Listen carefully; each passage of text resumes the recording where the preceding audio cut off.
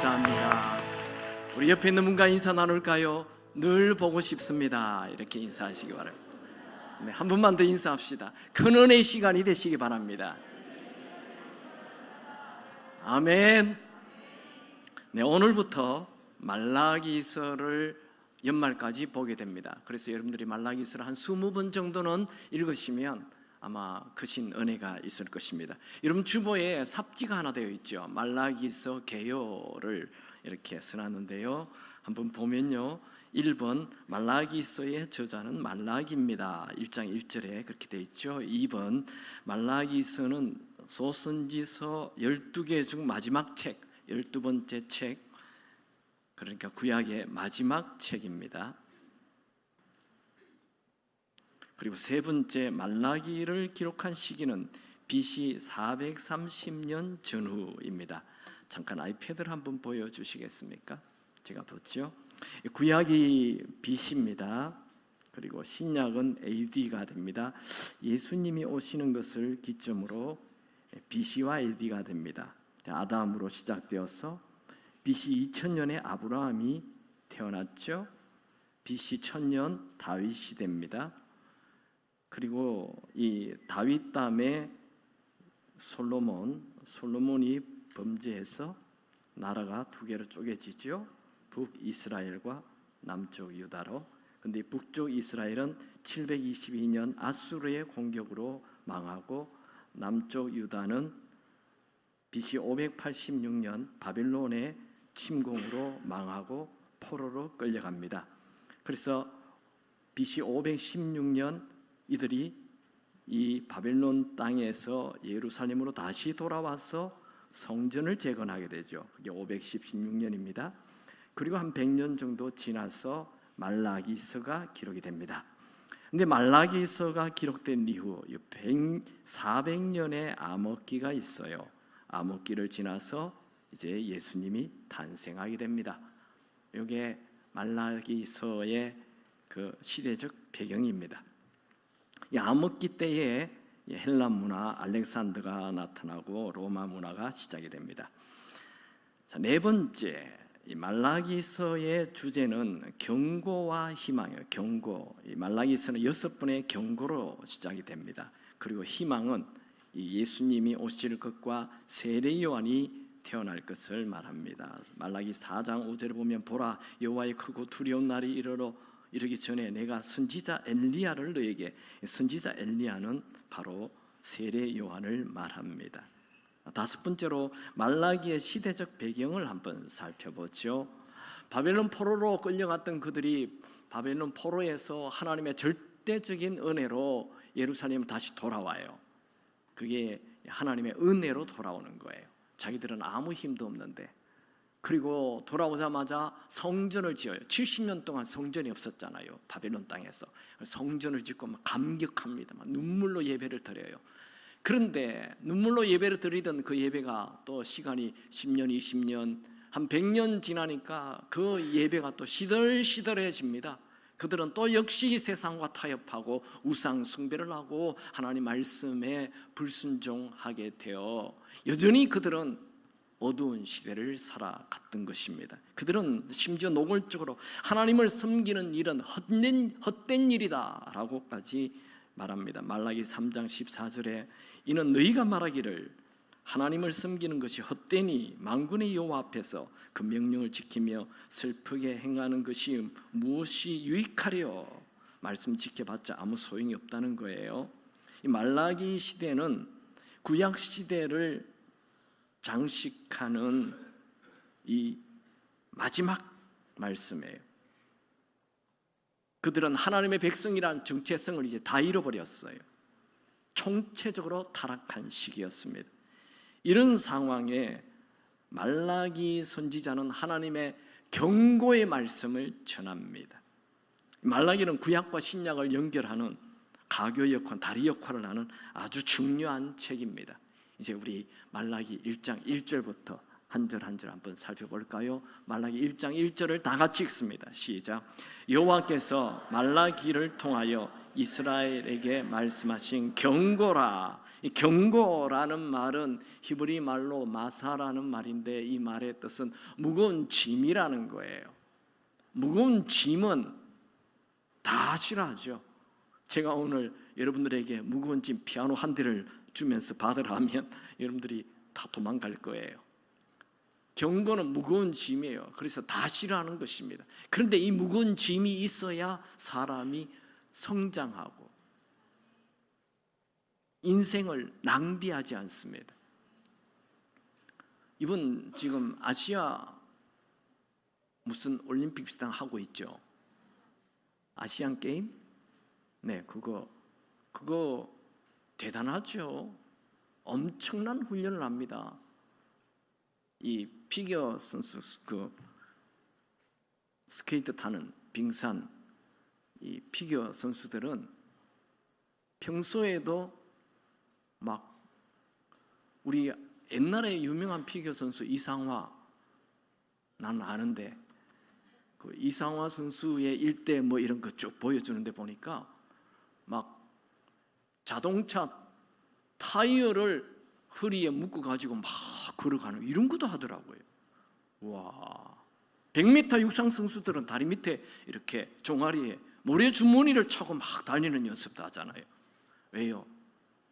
훈련이에요. 성숙하기 위하여, 더 빠르게 가기 위하여, 더 성장하기 위하여 무거운 짐을 지는 거예요. 무거운 짐이라는 것은 불편합니다. 힘이 듭니다. 그런데 무거운 짐을 가져야 성장할 수 있습니다. 여러분, 우리는 설교도 듣기 좋은 설교 좋아하죠. 위로의 말씀 너무 좋다. 격려의 말씀 너무 좋다. 아니요. 성장하려면 위로의 말씀만 들으면 절대로 성장하지 않습니다. 무거운 짐이 되는, 나에게 찔림이 되는, 힘이 드는 경고의 말씀이 필요합니다. 경고의 말씀 몇 번 하면 교인들이 떠난다고 해요. 절대로 성장할 수 없습니다. 여러분들은 달콤한 위로의 말씀보다도 하나님 말씀 있는 그대로 듣는 경고의 말씀도 들을 수 있는 겸손함이 있게 되기 바랍니다. 교만한 사람들은 경고의 말을 절대로 듣지 않습니다. 말라기는 6가지의 경고가 나옵니다. 6가지 경고 중에 첫 번째 경고 2절부터 시작됩니다. 2절 다 같이 읽죠. 시작. 여호와께서 이르시되 내가 너희를 사랑하였노라 하나 너희는 이르기를 주께서 어떻게 우리를 사랑하였나이까 하는도다 됐어요. 네, 하나님은 내가 너희들을 사랑하였다. 이게 사랑하였노라라는 말은 우리의 어법인데 히브리어 어법으로는 과거에도 사랑하였지만 지금도 계속 사랑하고 있다라는 말입니다. 내가 너희들을 사랑하였고 지금도 사랑한다라고 얘기하니까 이스라엘 백성들이 언제 우리를 사랑했습니까? 어떻게 우리를 사랑했습니까? 하며 반문합니다. 아주 퉁명스럽게 불만을 표현합니다. 이게 사랑한다, 사랑하였다, 사랑한다라는 말은 히브리 말로 아하브입니다. 여러분 성지순례 가면 아하브 비누 있어요. 네, 사랑한다라는 거예요. 그 비누 좋습니다. 사세요. 그러나 이스라엘 백성들은 우리를 언제 사랑하였느냐라고 아주 하나님을 향한 존경도 없고 경외심도 없고 믿음도 없습니다. 말라기는 이런 도발적인 반항적인 얘기가 계속 나와요. 하나님이 경고하면 꼭 반항을 해요. 6번 정도 나옵니다. 6번 되풀이해서 1절 방금 읽은 1장 2절 주께서 어떻게 우리를 사랑하였나이까 1장 6절 우리가 어떻게 주의 이름을 멸시하였나이까 2장 17절 우리가 어떻게 여호와를 괴롭혀 드렸나이까 3장 7절 우리가 어떻게 하여 돌아가리이까 3장 8절 우리가 어떻게 주의 것을 도둑질하였나이까 3장 13절 우리가 무슨 말로 주를 대적하였나이까. 이스라엘 백성들은 죄를 지적하면 네 맞습니다 고치겠습니다 그렇지 않고 언제 그랬습니까? 무슨 말입니까? 하며 변명하고 핑계대고 반항하고 오히려 더 쏘아붙입니다. 우리 아들, 딸들 키워보면요 엄마 아빠가 뭐 얘기하면 네 알겠습니다, 잘못했어요, 고치겠습니다. 그 아이는 소망이 있어요. 그런데 언제 그랬어요? 하면 덤비면 이 아이와의 관계가 깨지는 거예요. 우리 교회는 이렇게 통합예배, 어린아이들 같이 예배 드리는데 우리 여기 자기가 아들과 딸이라고 생각하는 분, 부모가 얘기하면 예 알겠습니다, 고치겠습니다 이렇게 하기 바랍니다. 부모들만 아멘 하는 것 같아요. 우리 아이들이 아멘 해야 돼요. 뭐 이렇게 경고를 하면 또 고쳐라 얘기하면 언제 그랬냐고. 그 아이는 소망이 없습니다. 바뀌어야 됩니다. 이스라엘 백성들은 마음이 아주 냉소적이고 비판적이고 비관적입니다. 이들은 마음이 강팍해질 대로 강팍해졌습니다. 이 강팍한 그들에게 하나님은 제일 먼저 하시는 말씀이 나는 이스라엘 백성들을 사랑한다 라고 말합니다.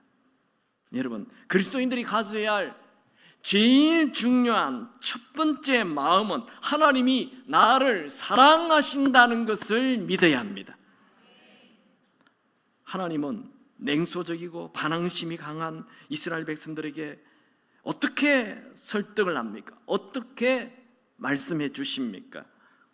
그것은 선택, 하나님 쪽에서 먼저 사랑했다는 얘기를 합니다. 다시 2절 같이 읽습니다. 시작. 여호와께서 이르시되 내가 너희를 사랑하였노라 하나 너희는 이르기를 주께서 어떻게 우리를 사랑하였나이까 하는도다.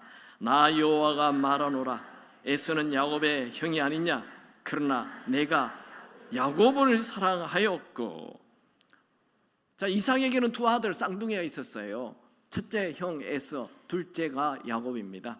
근데 이 둘을 보면 첫째 형 에서는 아버지의 재산을 거의 다 물려받는, 배 이상 물려받는 부자가 됩니다. 그리고 이 에서는 몸도 건강해가지고 말도 타고 다니고 활도 잘 쏘고 사냥도 잘해. 오늘날로 얘기하면 돈 많이 번다 이거죠. 실력이 있다는 얘기죠. 그리고 성격도 아주 쿨해요. 그거 라면 동생이 끓이고 있는데 그거 좀 달라 하니까 동생이 라면 안 주고 그 형이 라면 먹는 대신 그 장자의 축복 나에게 주시오. 그래 그거 가서 가라. 얼마나 쿨해요. 성격도 좋아요. 근데 이 둘째 야곱은요 아주 못됐어요. 일단 얼굴에 털도 하나도 없는 뺀질뺀질하게 생겨. 항상 부엌에서 엄마 치맛자루만 잡거든. 그리고 겁도 얼마나 많은지 집 밖을 나간 적이 없어요. 얼마나 또 이기적인지. 아니 그래 먹는 것 때문에 막 형의 장자의 축복도 뺏겠다고 막 욕심이 가득한. 실력도 없어요. 능력도 없어요. 돈도 없어요. 몸도 약해요. 여러분 회사 사장님은 누구 뽑겠어요? 에스를 뽑아야죠. 실력 있고 능력 있고 돈 있고 성격도 좋은 그 사람 뽑아야. 근데 하나님이 이 여러 가지로 부족한 야곱을 선택했다는 거예요. 야곱은 이스라엘의 조상이죠. 하나님이 야곱을 하나님 언제 우리 사랑했습니까? 이렇게 묻는데 하나님은 내가 너희 조상 너희들을 먼저 너희 쪽에서 나를 선택한 게 아니고 내가 너희들을 선택했다 라고 말씀하는 것입니다. 야곱이 볼품이 있고 능력이 있고 실력이 있었어가 아니라 잘났어가 아니라 그냥 하나님께서 일방적으로 야곱을 사랑하기로 결정했다는 거예요. 신명기 보면 하나님께서 왜 이스라엘을 선택했는지 잠깐 말씀해요. 신명기 7장 7절에 보면 여호와께서 너희를 기뻐하시고 너희를 택하심은 너희가 다른 민족보다 수요가 많기 때문이 아니니라. 너희는 오히려 모든 민족 중에 가장 작으니라. 너희들 너무 조금해서 그래서 내가 선택했다는 거예요. 여러분 하나님은 약한 자를 들어 강한 자를 부끄럽게 하시는 능수이십니다. 고린도전서 1장 27절에 보면 그러나 하나님께서 세상에 미련한 것들을 택하사 지혜 있는 자들을 부끄럽게 하려 하시고 세상에 약한 것들을 택하사 강한 것들을 부끄럽게 하려 하시려. 여러분, 여러분의 약함을 묵상하지 마시고 하나님이 여러분을 선택하셨다는 것을 묵상하시기 바랍니다. 야곱의 후손인 이스라엘 백성들이 자기들의 상황이 어렵다고 하나님은 어떻게 언제 우리를 사랑했느냐고 따지는 이들은 하나님의 사랑을 모르는 사람들입니다. 사실은 우리도 야곱처럼 인간적인 눈으로 보면 세상 사람들보다 볼품없는 존재입니다. 사도 바울도 에베소 교인들에게 이와 비슷한 말을 하였죠. 고린도전서 1장 26절에 보면 형제들아 너희를 부르심을 보라. 육체를 따라 지혜로운 자가 많지 아니하며 능한 자가 많지 아니하며 문벌 좋은 자가 많지 아니하도다. 맞습니다. 우리가 세상적인 눈으로 보면 세상 사람들보다 뛰어난 게 있습니까? 실력이 뛰어납니까? 능력이 많습니까? 돈이 많습니까? 유명합니까? 아니잖아요. 오늘 본문 3절 4절을 다 같이 봅니다. 시작. 에서는 미워하였으며 그의 산들을 황폐하게 하였고 그의 산업을 광야의 이리에게 넘겼느니라. 에돔은 말하기를 우리가 무너뜨림을 당하였으나 황폐한 것을 다시 쌓으리라 하거니와 나 만군의 여호와는 이르노라. 그들은 쌓을지라도 나는 흘리라. 사람들이 그들을 일컬어 악한 지역이라 할 것이요 여호와의 영원한 진노를 받은 백성이라 할 것이며. 여러분, 이 야곱의 후손들 이스라엘 백성들은 세상적인 눈으로 볼 때는 약한 자들이에요. 볼품없는 자인데 하나님이 그냥 그들을 일방적으로 하나님 쪽에서 선택했어요. 하나님 쪽에서 사랑한 거예요. 그리고 에서의 후손 에돔 족속들은 그냥 광야에 비참하게 살 것을 얘기하고, 그리고 그들이 자기들의 능력으로 실력으로 열심히 살아서 하나님이 아무리 우리를 힘들게 해도 우리는 다시 일어난다 하지만 결국 그들은 아무것도 없는 자가 될 것이라고 말씀하고 있는 것입니다. 정말 역사적으로 보면 에돔은 나중에 신약에서 이두메 족속으로 명맥을 유지하다가 로마 시대에 그냥 완전히 역사에서 사라져 버립니다. 5절 다 같이 읽습니다. 시작. 너희는 눈으로 보고 이르기를 여호와께서 이스라엘 지역 밖에서도 크시다 하리라. 이스라엘 백성들이 볼 때 이스라엘 백성들을 하나님이 크게 세우고 이스라엘 밖의 사람들도 우와 하나님은 정말 크고 위대하시구나 이런 말을 하게 된다는 거예요. 정말 역사적으로 그렇게 되죠. 여러분, 이스라엘 민족은 아주 특별한 민족입니다. 일단 하나님이 선택한 선민이고 또 성경을 기록한 민족이고 또 성경의 예언대로 다 그 예언을 받은 민족, 전 세계 사람들이 주목하는 민족이 되고 말았어요. 그러니까 제가 아까 조금 전에 아이패드에서 그들이 BC 586년 586 기억할 수 있겠죠? BC 586년에 이 바벨론 공격으로 그들은 역사에서 나라를 잃어버렸어요. 그 후 나라를 가진 적이 없어요. 2000년 동안 나라가 없었어요. 근데 1948년 갑자기 이 2000년 동안 없던 그 나라가 생겨요. 1948년 5월 14일 2000년 만에 갑자기 나라가 툭 생긴 거예요. 전 세계가 놀랐어요. 이런 나라는 이 세상에 하나도 없는 거예요. 희한한 일이 일어난 거예요. 여러분, 성경의 말씀은 다 이루어집니다. 그리고 모든 사람들이 유대인들을 지금 주목하고 있잖아요. 왜요? 유대인들이 세계의 경제를 다 쥐고 있어요. 모든 사람들이 유대인들을 보고 놀래요. 와, 정말 하나님 살아있구나, 하나님 위대하시다, 이 말을 그대로 성경대로 이루어지는 것입니다. 오늘 저는 말라기 1장 1절에서 5절을 보면서 두 가지 말씀을 나누고 싶습니다. 우리가 하나님의 사랑을 누리려면 어떻게 해야 합니까? 첫 번째로 하나님의 사랑을 누리려면 죄를 버려야 합니다. 하나님과 나와의 관계가 좋아지려면 죄 문제가 해결돼야 해요. 하나님은 경고하는 거예요. 지금 경고는 빨리 그거 없애라는 거예요. 죄를 없애라는 거예요. 경고는 아주 급한 메시지예요. 경고는 뭐 들어도 되고 안 들어도 되는 게 아니에요. 반드시 들어야 되는 거예요.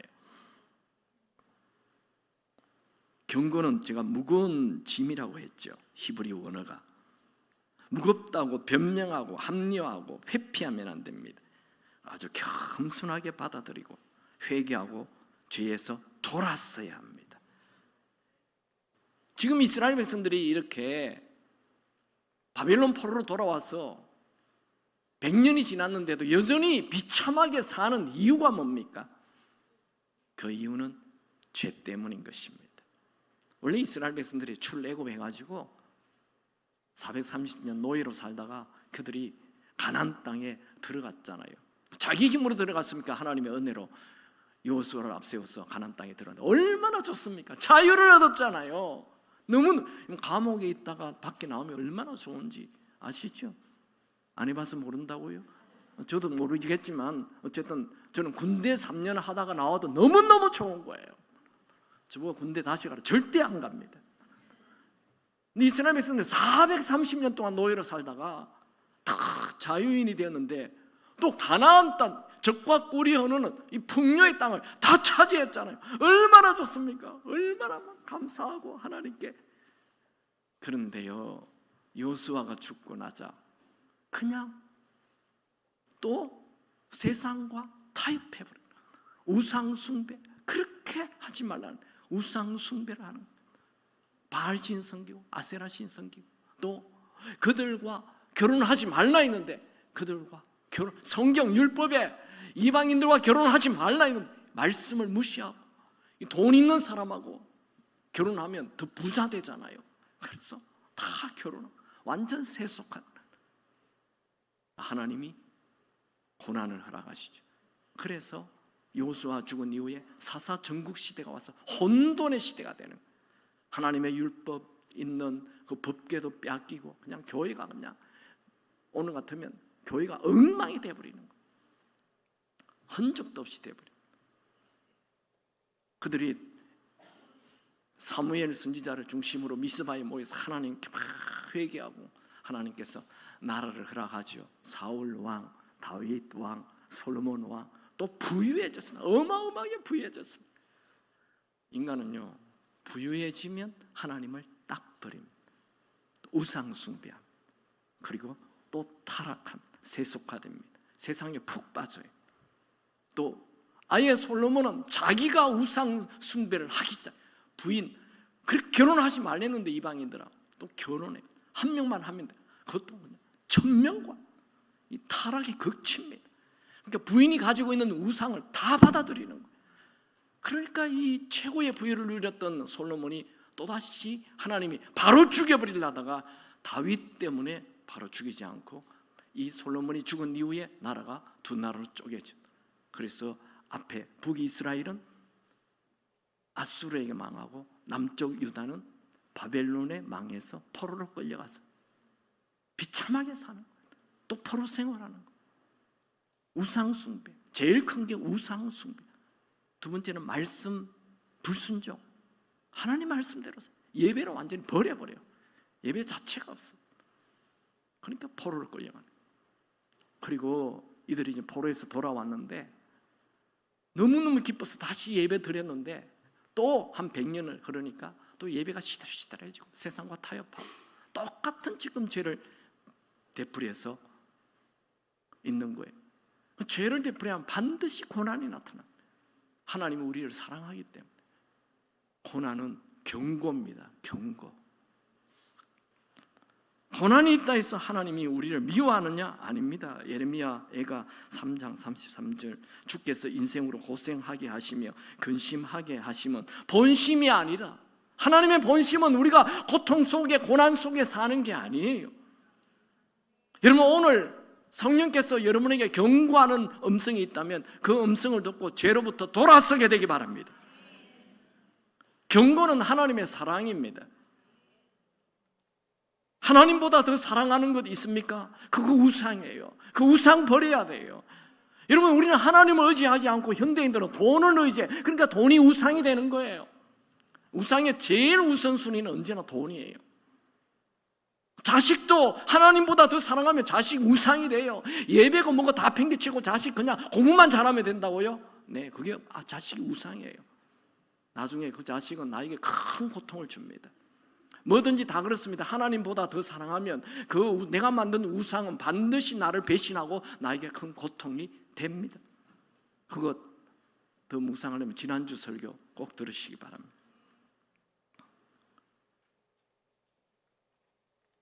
여러분, 내가 만든 신, 우상을 만들면 하나님의 사랑이 시들시들해져요.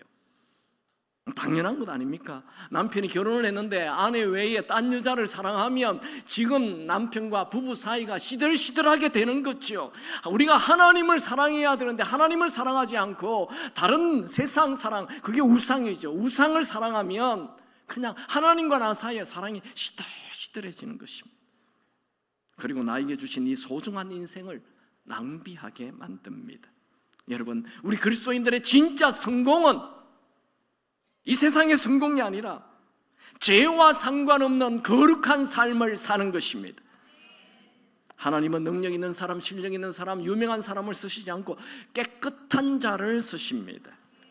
디모데후서 2장 21절, 누구든지 악한 것에서 자기를 깨끗하게 하면 그이 쓰는 그릇이 된다. 아멘입니까? 여러분, 하나님과 좋은 사랑의 관계를 누리시기를 원하십니까? 그러면 죄를 버리시기 바랍니다. 두 번째, 하나님의 사랑을 누리려면 하나님이 나를 사랑하신다라는 것을 믿는 절대 사랑을 가지시기 바랍니다. 여러분, 이스라엘 백성들이 하나님 언제 나를 사랑하셨습니까? 라는 이런 말을 할 때 하나님의 답이 뭐였습니까? 내가 이스라엘을 선택했다, 이 말을 하는 거예요. 하나님 나를 언제 사랑하였습니까? 어떻게 사랑하였습니까? 그렇게 얘기할 때 아직 나의 사랑을 믿지 않는구나. 그래, 너 원하는 게 뭐냐? 돈? 여기 돈 받아가라. 100억을 주마. 이러면 하나님이 나를 사랑하신다. 너 몸 좀 아프네. 그래, 지금 퍼펙트한 그냥 600만 불 사나이 만들어 주마. 더 건강을 주면 하나님 사랑하네. 그게 아니에요. 하나님의 대답은 우리의 생각과 전혀 다른 대답을 합니다. 내가 너희 민족을 선택했다. 이것이 사랑의 증거라고 얘기하는 거예요. 이 말라기서의 이 말씀을 할 때 내가 너희들을 사랑한다, 그 증거는 내가 너희들을 선택한 거다, 이런 얘기를 할 때 그 말씀을 믿고 하나님이 나를 사랑하시는구나, 이 절대 사랑을 소유하면서 신앙을 계속 가진 자들이 있었어요. 지금 어렵고 힘들다고, 지금 나라가 없다고, 지금 뭐 먹는 것, 먹고 사는 것, 이 생존에 문제가 있다고 하나님 날 사랑하네 안 사랑하네 하는 이런 반항하고 덤비고 부정적인 말을 하는 이런 자들도 많이 있었지만, 그들 중에 하나님이 우리 민족을 선택하셨구나, 하나님이 나를 선택하셨구나, 이건 하나님이 나를 사랑한다는 증거지 하며 이 절대 사랑을 가지고 사는 사람들이 있었다는 거예요. 잠깐 여기 보면요, BC와 AD가 있댔잖아요. BC는 구약이고 AD는 이제 신약인데, 지금 말라기가 요 마지막 400년, 예수님 오기 전 BC 430년에서 400년 시대의 사람인데, 그 이후에 암흑기가 와요. 몇 년 동안, 10년도 아니고 400년 동안. 이 깊은 암흑기 때도 하나님이 나를 사랑하신다라는 이 절대 사랑을 가지고 산 자들이 있었다는 거예요. 그 사람이 누구예요? 바로 예수님의 어머니 마리아예요. 예수님의 아버지 요셉이고, 세례 요한의 아버지 사가랴, 세례 요한의 어머니 엘리사벳, 성전에서 날마다 메시아를 기다렸던 시몬, 안나, 이런 사람들이 이 역사의 축이 바뀌잖아요. 이 역사의 축, 전세 인류의 축이 바뀔 때 그들이 인류의 축이 바뀌는 그 무대의 주인공으로 등장하는 거예요. 누가? 절대 사랑을 가진 사람, 환경과 상관없이 내 환경이 아무리 어려워도, 이 나라가 아무리 힘들어도 하나님은 나를 사랑하셔 라고 믿는 이 절대 사랑을 가진 자들이 역사에 등장하는 거예요. 그 사람들이 성경에 등장해요. 그 사람들이 하나님이 쓰시는 사람이 됩니다. 여러분들이 그런 자가 되기를 축원합니다.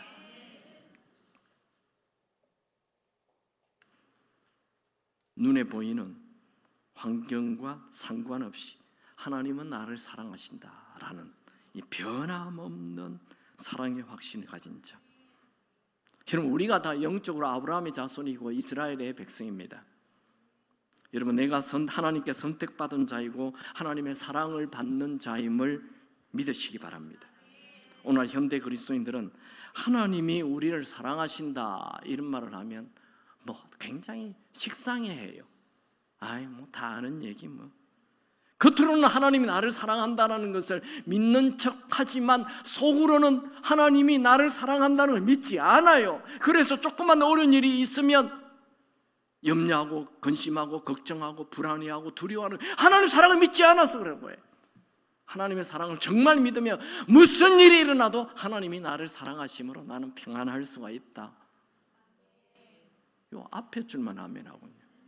여러분, 무슨 일이 일어나도 하나님은 나를 사랑하신다, 이런 확신이 있게 되기 바랍니다.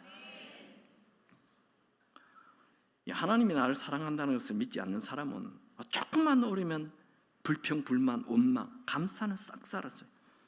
하나님이 나를 사랑한다라는 것을 믿지 않는 사람은 매사에 부정적입니다.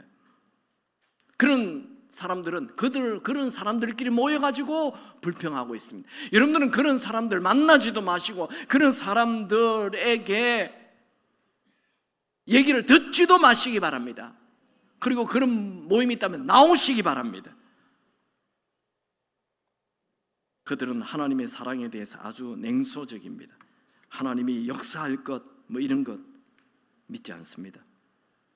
여러분, 부모의 사랑을 믿지 않는 아들, 딸들은 그 가정에서 초라한 가정생활을 해요. 마찬가지로 하나님의 사랑을 믿지 않는 사람은 그 사람의 인생은 아주 초라한 인생을 살아요. 제가 목사가 된 지 지금 30년, 거의 40년 가까이 되는데 많은 교인들을 만났는데 부정적인 사람은 인생이 그렇게 꽃이 피지 않아요. 여러분 스스로 아시죠? 나는 굉장히 부정적인 사람이야. 늘 이 부정적인 모임을 만들어가고 부정적인 곳의 리더이다. 네, 삶 바꾸시기 바랍니다. 인생 통째로 바꾸시기. 지금이라도 늦지 않았어요. 그거 바꾸지 않으면 인생은 항상 불평, 불만이 가득 넘치게 됩니다. 회사에서도 부정적인 그룹 안에 들어가지 않기 바랍니다. 아멘입니까? 안 됩니다. 그 사람의 인생은.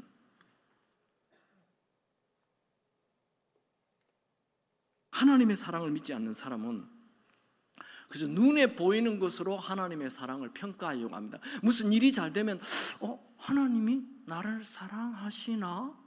이러다가 또 어려운 일이 나타나면 봐, 하나님 날 사랑하지 않지. 하나님은 나만 미워해. 하나님 없어. 하나님 없어.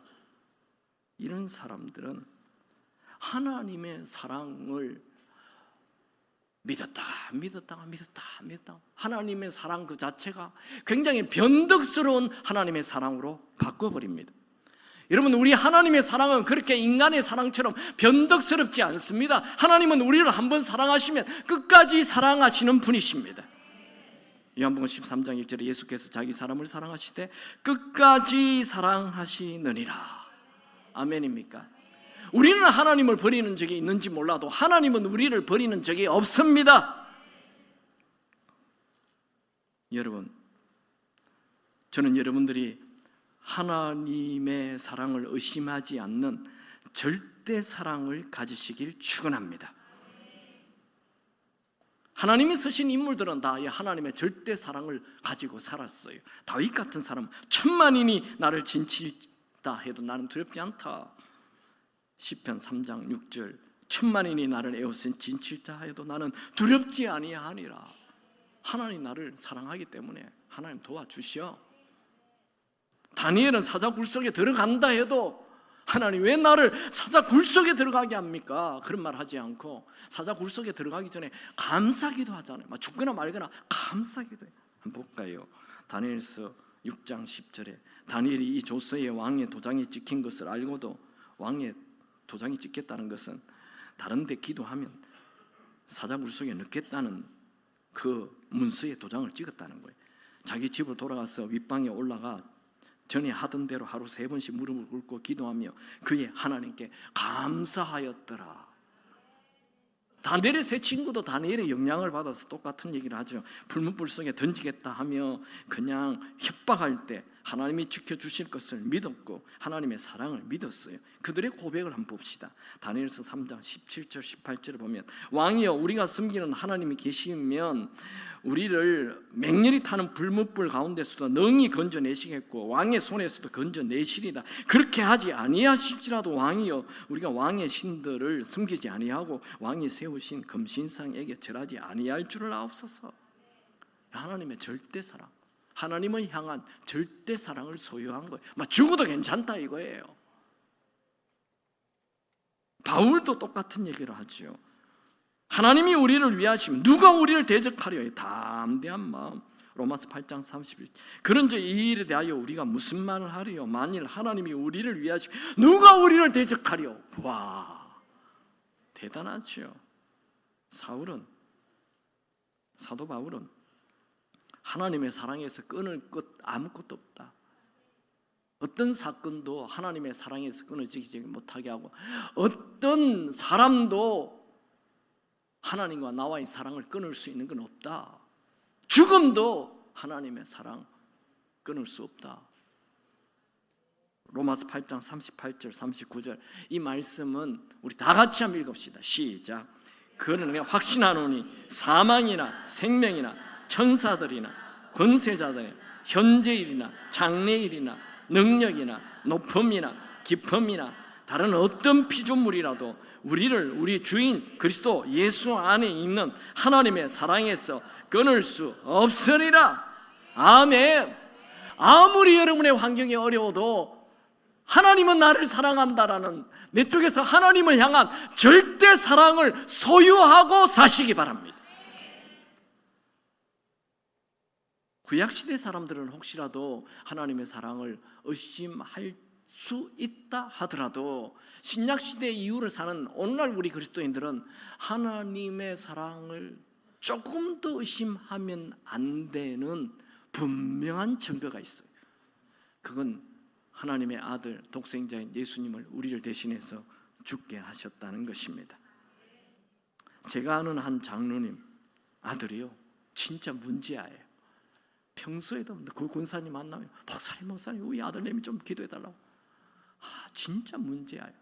어떤 말도 듣지 않고 하루는 장로님이 좀 부자신데 에쿠스를 몰고 다니는데 그 에쿠스를 그냥 운전면허증도 없는 아이예요. 그걸 몰고 나와가지고 그냥 대형 사고를 내버렸어요. 근데 사람이 다친 거예요. 물건만 다치면 그거는 뭐 큰 문제가 안 되는데 사람이 다치면 그리고 또 이게 면허증도 없이 사람을 다치게 하면 무조건 감옥에 가는 것이 방법이 없습니다. 고발하면 무조건 감옥 가야 되는 거. 근데요 이 장로님이 그 다친 피해자를 찾아가서 우리 아들 잘못했다고 제발 고발만 하지 말아라. 그러니까 그쪽에서 막 고함을 치고 왜 왔냐고 오지 말라고. 그 다음날 또 가니까 막 그냥 물을 쏟아. 그 다음날 가니까 막 소금을 막 뿌려요. 그 다음날 가니까 막 뺨을 때려요. 근데 또 가요. 계속 한 달 내내 찾아가. 내 아들 잘못했다. 용서해달라. 근데 이 피해자가 가만히 생각해 보니까 그렇게 오지 말라고 그리고 막 욕을 하고 그냥 막 때리고 막 화를 내고 의자를 던지고 이래도 이 사람이 계속 오는 거예요. 이 아버지가 많이 맞아서 얼굴에도 상처도 있고 매일 와서 무릎을 꿇고 용서해달라. 그러니 이분이 그래 나도 자식을 키우는데 그러면 고발을 취소해버려. 그러자 요 진짜 문제아이 이 아들이 이 장로님 아들이 그날로 확 바뀌었어요. 아버지의 사랑을 진심으로 느끼게 된 거예요. 여러분 예수님은요 우리를 위하여 조롱과 욕설을 받는 정도가 아닙니다.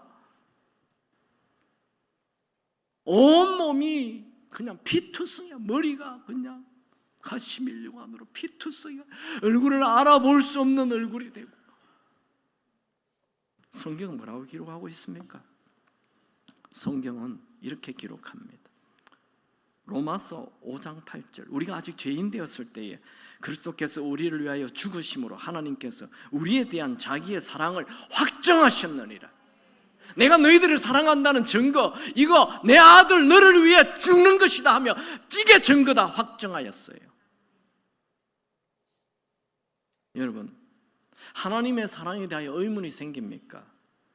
십자가 앞에 서십시오. 십자가 앞에 서면 하나님의 사랑을 만나게 됩니다. 어찌 39대의 매를 맞으셨나요? 어찌 머리에 가시멜관을 쓰셨나요? 어찌 60kg나 되는 나무 십자가를 메고 900m나 되는 갈보리 길을 가셨나요? 어찌 20cm나 되는 대못의 못이 바뀌었나요? 어찌 벌거벗은 몸으로 십자가 위에서 그 긴 6시간의 고통을 당하시다가 죽으셨나요? 십자가 앞에 서면 내 억울함도 사라지고 원망도 사라지고 불평불만 싹 사라지고 오히려 하나님의 사랑에 감동하는 감격을 가지게 됩니다. 왜 날 사랑하나, 왜 날 사랑하나,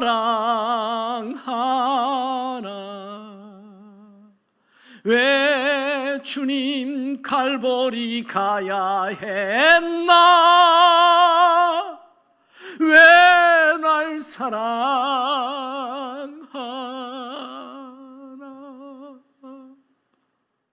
죄 많은 나를 위하여, 볼품없는 나를 위하여, 또 죄를 짓는 나를 위하여, 아무것도 내세울 것 없는 나를 위하여 온 우주의 주인 그분이 대신 죽는다고요? 아니요. 그건 잘못된 거예요. 그거 잘못 판단하신 거예요. 내까지 게 뭔데 나를 위해 대신 죽는단 말이에요. 예수님이 살으셨어. 나는 죽어도 괜찮은데, 나는 내 죄가 너무 많으니까 당연히 죽어야 되는 거죠. 근데 대신 거침없이 죽어주시겠다고 손과 발을 다 내어놓는다고요. 2001년 9월 11일 뉴욕 세계무역센터가 테러로 붕괴되는 사건이 일어나서 2763명이 사망했습니다. 미국 전역의 소방관들이 투입돼서 잔해 속에 있는 생존자를 찾고 시신을 찾았습니다.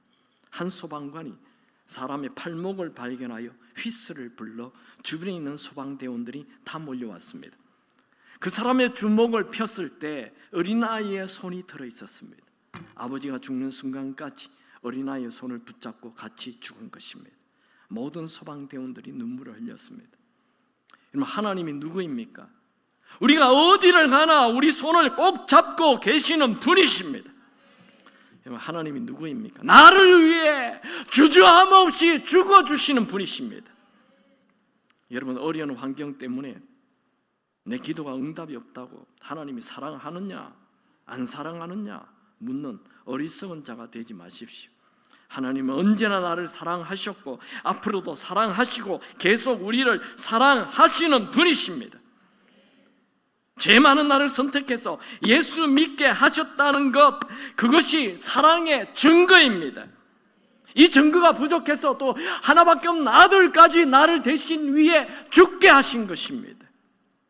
여러분, 사실 우리에게는 하나님이 나를 사랑한다는 증거 딱 하나만 있으면 됩니다. 내가 오늘 예수를 믿고 이 자리에 앉아 있는 것, 그것이 하나님의 사랑의 증거입니다. 죄 많은 내가 아무 공로 없이 천국에 무사히 들어가는 것, 이거 하나님의 사랑의 증거입니다. 여러분, 구약의 마지막 책 말라기에 6가지의 경고가 나오는데 첫 번째 경고가 하나님의 사랑을 의심하지 말라는 것입니다. 여러분, 인생이 잘 되기 원하십니까? 그렇다면 하나님의 사랑을 의심하지 않고 이 세상을 사시기 바랍니다. 그러면 여러분의 인생은 잘 되게 되어 있습니다. 왜요? 하나님을 100% 믿으니까 믿는 자에게는 하늘의 능력이 들어옵니다. 하나님은 믿음이 있는 곳에만 능력을 부어주십니다. 하나님 계시요? 안 계시요? 있는 것 같은데 없는 것 같아요. 안 됩니다. 안 됩니다. 하나님은 살아계십니다. 하나님은 여러분을 사랑하십니다. 환경과 상관없이 하나님은 여러분을 사랑하십니다. 여러분의 아들, 딸이 집에서 매일 만날 때마다 아버지 나 사랑해? 엄마 나 사랑해? 그 다음날 와서 아버지 나 사랑해? 엄마 나 사랑해? 매일 이 아이가 아버지를 만날 때마다 아빠 나 사랑해? 이러면 이 아이는 정상적인 가정생활을 할 수 없습니다. 여러분, 이 땅 한 번밖에 살지 않는 이 짧은 인생을 매일 하나님 계시냐 안 계시냐, 하나님 나 사랑하냐 안 사랑하냐, 이러다가 빼딱한 마음으로 인생 살지 마시고 하나님은 무조건 나를 사랑하시오라는 이 절대 사랑을 가지고 담대함으로 인생 사시기 바랍니다. 그 사람에게 창조적인 아이디어가 들어오게 되어 있고, 그 사람 마음에 평안이 있고, 그 사람은 담대한 용기를 가지고 인생 살게 되어 있습니다. 하나님은 여러분을 사랑하십니다. 한번 정리해 봅시다. 이 오늘 말씀, 하나님의 사랑을 누리면 첫 번째, 죄를 버리십시오. 여러분, 죄를 가지고 있으면 하나님의 사랑을 알 수가 없어요. 하나님과의 관계가 시들시들해요. 죄를 일단 딱 오늘 말씀 듣는 중에 기억나는 죄 있죠. 지금 경고예요. 죄를 버리라는 경고. 이 경고를 들으십시오. 기억나는 죄 오늘 딱 정리하십시오. 그러면 하나님의 사랑 확 느끼고 하나님의 사랑이 여러분 마음에 막 밀려 들어오게 될 것입니다. 죄를 가지는 한, 우상 숭배하는 한 하나님의 사랑이 여러분 마음 안에 차지 않습니다. 두 번째, 하나님의 사랑을 누리려면 하나님이 나를 사랑한다는 이 절대 사랑을 가져야 합니다. 그러면 하나님의 사랑을 누리며 살게 됩니다. 찬양합시다.